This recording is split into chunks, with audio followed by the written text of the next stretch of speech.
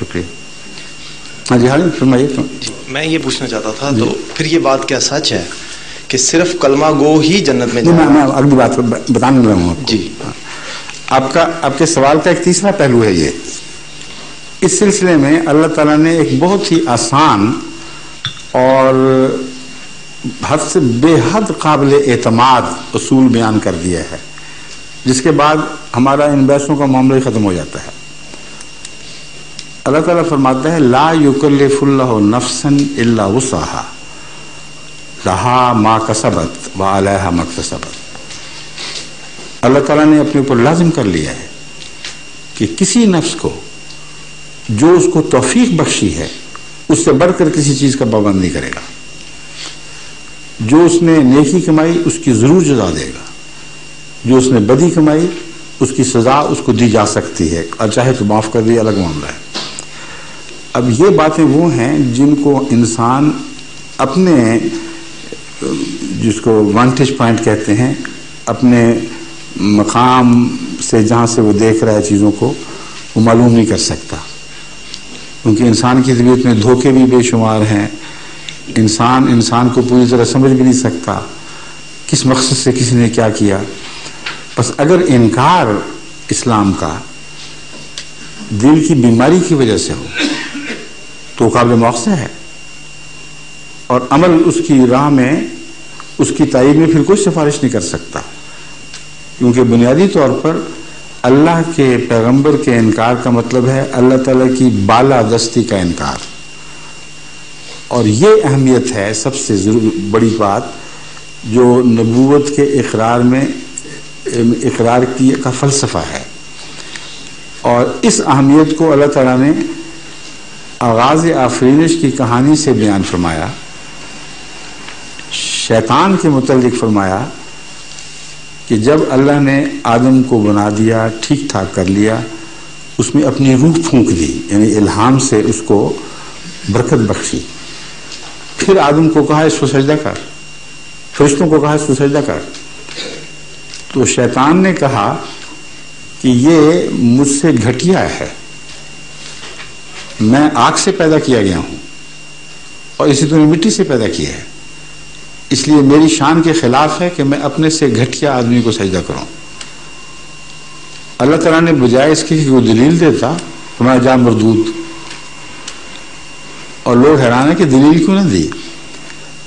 دلیل اس طرز بیان میں پہلے دی جا چکی ہے، کیونکہ خالق کے سوا کسی کو سجدہ کرنے کا حق نہیں ہے، نہ انسان کو، نہ شجر کو، نہ حجر کو، کسی چیز کو.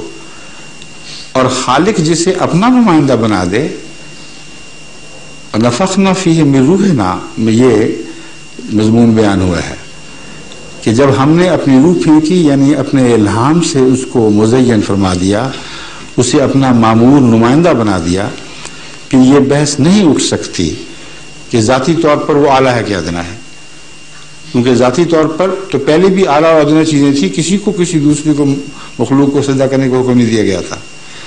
اس لیے معمور کو جس کو خدا نے بنایا ہو اس کے سامنے سر جھکانا اس بنیادی اصول کے تابع ہے کہ اللہ کے سامنے سر جھکانا ہمارا فرض ہے. اس بحث میں ہمیں پڑھنے کی اجازت نہیں کہ ہم اسے اپنے سے اچھا دیکھتے ہیں یا کمتر دیکھتے ہیں. اگر ثابت ہو جائے کہ اللہ نے بنایا ہے تو پھر اگلی بحثیں ختم ہیں. بس اگر کسی شخص کو جو کسی بھی مذہب میں پیدا ہو اسلام کا پیغام اس رنگ میں پہنچا ہو کہ وہ اسے سمجھنے کی اہلیت رکھتا ہو، مگر اپنی بد کرداریاں، دنیا داریاں، مادہ پرستی، ماحول کے تقاضے اس کی راہ میں حائل ہو جائیں تو اس کی شرافت اس کے کام نہیں آئے گی. ایسے بہت سے لوگ ہیں جن سے میں نے گفتگو کی ہے یورپ میں، وہ کہتے ہیں جی ہم مانتے ہیں، تسلیم کر لیا کہ آپ کی دلیل درست ہے، لیکن ہمیں توفیق نہیں ہے، اپنے معاشرے کو چھوڑنا، اپنے پس منظر سے جدا ہو جانا، اس کی ہمیں طاقت نہیں. تو ایسے شخص نے جان کر کہ اللہ کی طرف سے نمائندہ حضرت رسول اللہ صلی اللہ علیہ وسلم بنائے گئے تھے، وہی کل عالم کے رسول ہیں، اپنی مجبوریاں پیش کر کے ان کا انکار کر دیا. تو انکار اس قسم کی مجبوریوں سے بھی ہوا کرتا ہے، شرارت سے بھی ہو سکتا ہے۔ قرآن کریم سے پتہ چلتا ہے کہ شریروں کی سزا زیادہ ہے اور اس قسم کے لوگوں کی نسبتاً کم ہے، مگر سزا ضرور ملے گی اس انکار کی۔ اور سزا کے مضمون کو اگر آپ سمجھ جائیں تو یہ فلسفہ اور بھی زیادہ فطرت کو قابل قبول ہو جاتا ہے۔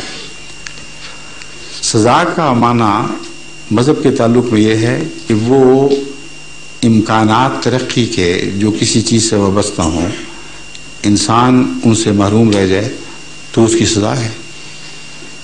اگر کسی امیر کے بچے کو تعلیم کے سارے مواقع میسر ہوں، ذہن بھی نصیب ہو، لیکن وہ اپنے ہمجولیوں میں پڑھ کر ان کی دوستی میں وقت ضائع کرنے کا عادی ہو جائے، تو وہ اگر انکار کر دے ماں باپ کا تو بظاہر اس کو سزا نہیں دی گئی، قانون کے حوالے نہیں کیا گیا، مگر اس سے بڑی اور کیا پھر سزا ہوگی کہ اس کے بھائی ترقی کرتے کرتے بڑی اعلیٰ منازل تک جا پہنچیں، کہ بڑے بڑے افسر بنیں، کہ بہت امیر ہو جائیں، دنیا کے لحاظ سے بہترین ہوں، سائنسدان بن جائیں، اور ایک گلیوں میں خاک پھانکتا پھرے۔ تو بعض سزائیں خدا تعالیٰ نے جرم کے ساتھ ہی مقدر فرما دی ہیں، تو اس سے بڑی اور کیا سزا ہو کہ بہترین نبی آ جائے، کامل تعلیم لے کے آ جائے، جو روح کو چلا دینے کے لیے ضروری ہو، اور پھر بھی وہ اندھا اٹھایا جائے۔ جب وہ دیکھنے سے انکار کرتا ہے تو اس کی آنکھیں اندھی ہو گئی گویا کہ۔ اور اسی لیے قرآن کریم نے فرمایا کہ بعض لوگوں کو جب اندھا اٹھایا جائے گا تو وہ کہیں گے کہ اے خدا تو نے کیوں ہمیں اندھا اٹھایا جبکہ میں زندگی میں دیکھنے والا تھا۔ تو اللہ تعالیٰ فرمائے گا نہیں، تو زندگی میں دیکھنے کی طاقت کے باوجود دیکھنے سے محروم رہا۔ بس یہ بعض باریک باتیں ہیں، مگر اگر مزید تفصیل میں گیا تو بہت لمبا وقت ہو جائے گا۔ شکریہ۔